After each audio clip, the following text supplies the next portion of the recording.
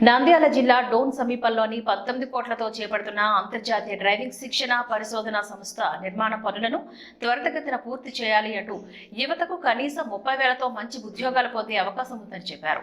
జనవరి మొదటి వారంలోగా ఆఫీస్ భవనం పూర్తి చేయాలని కాంట్రాక్టులకు ఆర్థిక మంత్రి ఆదేశాలు ఇచ్చారు.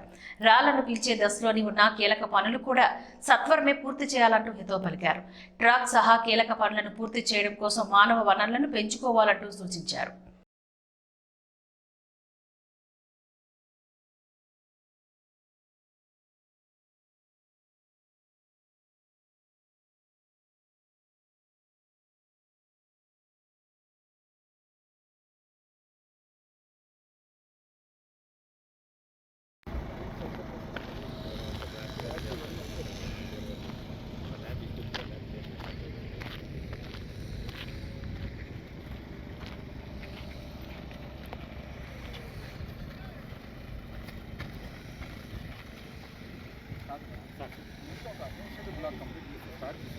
హాస్టల్స్ లేకుండా పర్లేదు